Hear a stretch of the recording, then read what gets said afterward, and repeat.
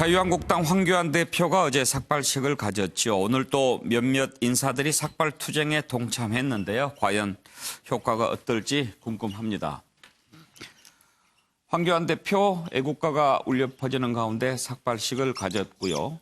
여기에 대해서 더불어민주당과 정의당은 매우 비판적인 입장을 밝혔습니다.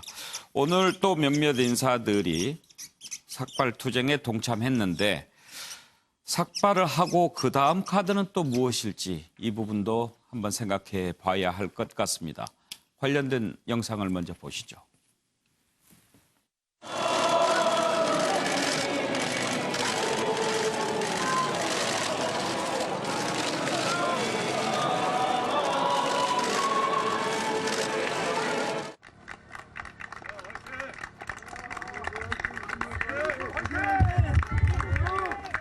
자랑스러운 우리 대한민국을 다 같이 지켜냅시다. 그리고 정말 박대출 의원님한테 제가 제 머리를 깎아달라고 했습니다.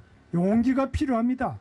우리 국회의원들 전부 저는 머리 깎고 의원직 던지고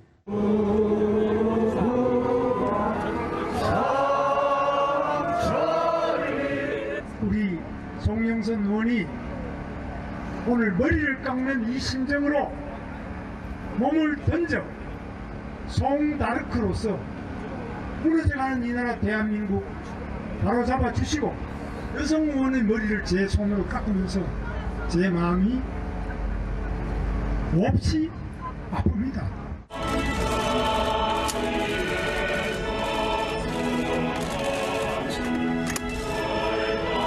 머리부터 발끝까지 허위, 조작, 위선으로 실갑된 조국의 결격 사유는 지금까지 문재인 정권에서 임명하러 들었던 모든 장관 후보자들의 범법 비리 의혹을 합친 것보다 많았습니다. 장성철 소장 의견부터 먼저 좀 들어보고 싶은데요. 황교안 의원은 지금 이제 현역 의원이지만 김문수 전 지사, 송영선 전 의원은 지금 현역이 아니죠. 네, 아니죠. 근데 하지만 황교안 대표 체제에 좀 힘을 실어주겠다. 그런 얘기 같고요. 일단 황교안 대표가 삭발을 한 것은 일단 성공적으로 보여요. 왜냐하면 언론에서도 많이 다뤄주고 그동안 뭐 좀 부족했다고 생각하는 결기를 보여준 것이 아니냐. 그런 것 때문에 좀 성공적으로 보여지는데 황교안 대표가 여기서 처음으로 당대표 되고 나서 승부수를 던진 거예요. 조국 장관 퇴진을 위해서 승부수를 던진 건데 여기서 밀리게 되면은요. 당대표직도 위험하고 다음번 대선 후보로서의 그런 지위도 상당히 위태롭다 저는 생각을 합니다. 그래서 아마 이거에 아주 강하게 드라이브를 걸 것 같은데 좀 유감스러운 부분이 있어요. 이렇게 야당, 상대당이지만 다른 당의 대변인들과 당직자들이 되게 조롱을 해요. 이런 걸 보고 뭐 머털도사냐 아니면 토착 외구 같다. 머리 깎은 김에 군대 가라. 이런 식의 반응을 보이거든요. 이렇게 다른 당의 당대표가 저런 결기를 보이는데 그런 식의 조롱을 하는 것은 정말 정치를 희화화하고 더 삭막하게 하는 그런 나쁜 것이라고 생각이 듭니다. 그런데 이제 더 중요한 게 있어요. 황 대표가 머리를 깎고 결기를 보여줬는데요. 실체적인 내용이 중요합니다. 당과 보수가 나가야 할 비전을 제시해야 되고요. 당을 어떻게 혁신하겠다라는 이 쌍두마차를 꼭 하루속히 먼저 내놔야 돼요. 그래야 이제 황 대표 체제도 안정화되고 인정을 받을 것이다. 다음 단계가 더 중요하다. 물론 저런 삭발하기 전에 가장 핵심 측근은 삭발을 하시는 게 어떻겠냐라고 건의를 했대요. 그런데 그것을 본인이 거부를 한 건지 아니면 다음 단계로 놔둔 건지 그거는 저희가 알 수는 없지만 다음 스텝 이것이 중요하다고 생각을 합니다. 김명주 의원께서는 삭발을 어떻게 생각하십니까? 사실 우리가 만약에 현재 조국 장관과 관련된 의혹들이 전혀 언론에 드러나지 않는다든지 검찰이 발빠르게 수사하지 않는다든지 그야말로 어떤 견제해야 될 기능들이 작동하지 않는다 그러면 마지막 승부수로서 집단 삭발을 한다든지 단식을 투쟁을 통해서 결기를 다지는 것은 저는 의미 있다고 봅니다. 우리가 독재 시기에 했던 것처럼. 그런데 지금은 사실은 언론은 언론대로 매우 발빠르게 매일매일 새로운 기사를 특종을 하고 있고요. 이것은 뭐 어떤 전통적으로 말하자면 어떤 진영 간의 무슨 진보 진영, 보수 진영 언론을 구분하지 않고 특종 경쟁을 해서 하고 있습니다.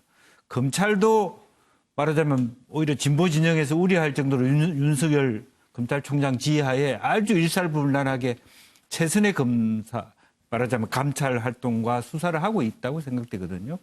이제 이런 상황에서 잘 안 되는 것을 국회를 열어놓고 말하자면 컨트롤 타워로서 황교안 대표가 많은 의원들이 뭐 삭발을 할 수도 있습니다만은 큰 틀에서 큰 흐름을 통합의 길로 가는 막아야 되는데 사실 본인이 좀 뭐 리더십의 위기라든지 그런 느낌이 있기 때문에 여기에 올인해 버리는 거 아닌가 싶습니다. 그런데 제가 생각할 때는 과연 대통령이나 이 진보 진영이 그렇게 끝까지 조국 장관을 수호하거나 모든 문제에 있어서도 그럼에도 불구하고 조국을 안고 갈 것인지 저는 그렇게까지 경직되어 있다고 생각하지 않습니다. 그런 면에서 좀 무리수가 있다. 저는 그렇게 봅니다.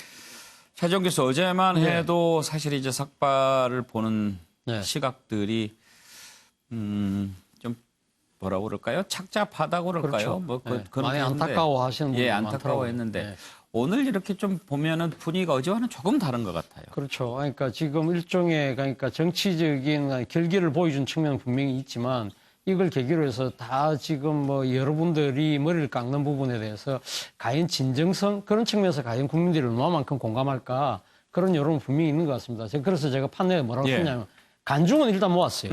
근데 문제는 앞으로 흥행이 이제 어떻게 될 거냐는 문제인데 아까 우리 지금 뭡니까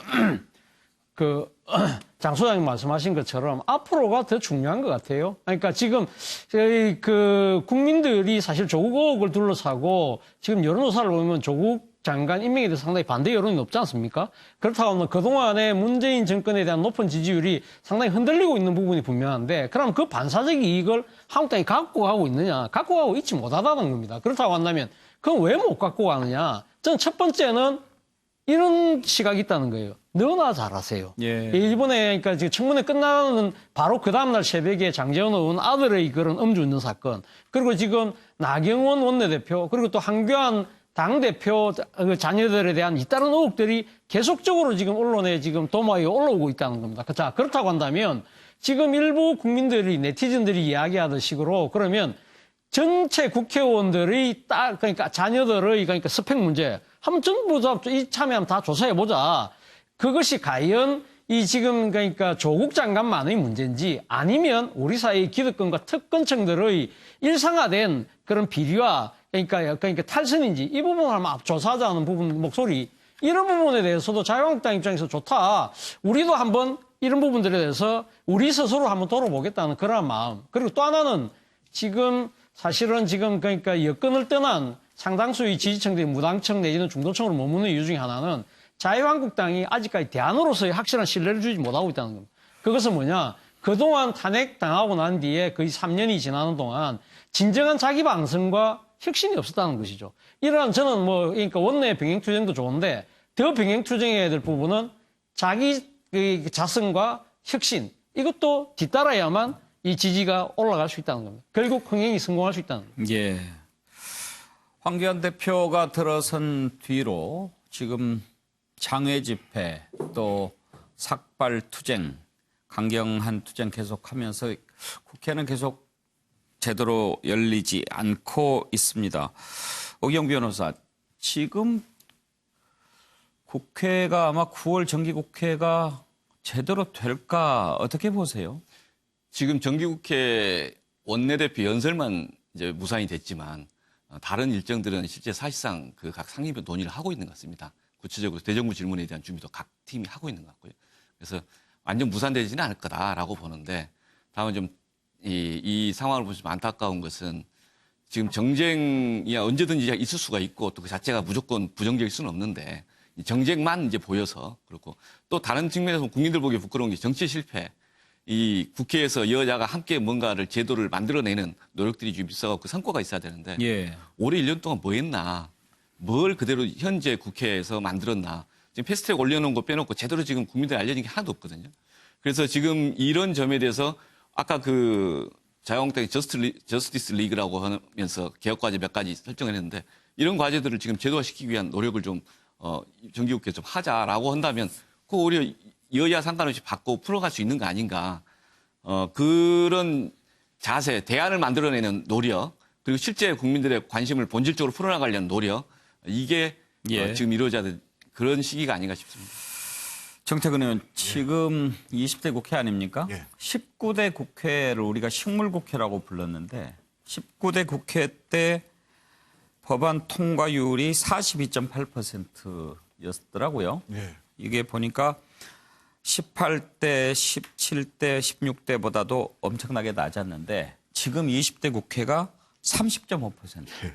점점 떨어져 가고 있는 거죠. 그러니까 이제 사실은 선진화법을 만들면서 그동안은 이제 동물국회의 참상들을 좀 벗어나자고 했더니만 이것이 반대로 이제 국회가 국민을 위해서 작동을 안 하는 방식으로 지금 계속 와 있고, 그런데 지금 사실은 민생을 위해서도 경제를 위해서도 처리할 일들은 굉장히 많습니다. 특히 또 정기국회는 예산을 다뤄야 되는 국회이기 때문에 저는 이렇게 생각합니다. 그래서 사실은 이번 주에 교섭단체 대표연설은 그렇게 큰 의미가 없습니다. 사실 대표연설은 자기들 맞다고 계속 떠드는 거거든요. 저는 국회에 있으면서 왜 교섭단체 대표연설을 항상 듣고 있어야 되는지 좀 의문스러웠어요. 근데 다음 주부터 벌어지는 대정부 질의, 이달 말부터 벌어지는 국정감사는 좀 다릅니다. 그래서 제가 자유한국당이 대안을 지르면 대정부 질의 제대로 하시라는 거예요. 이미 청문회 이후에도 조국 장관에 관한 문제는 굉장히 많이 나왔습니다. 네, 대정부 질문은 예정대로 한답니까? 저는 할 거라고 봅니다. 또 해야 된다고 생각합니다. 대정부 질문하려면 또 원내교섭단체 대표연설 들어야 되잖아요.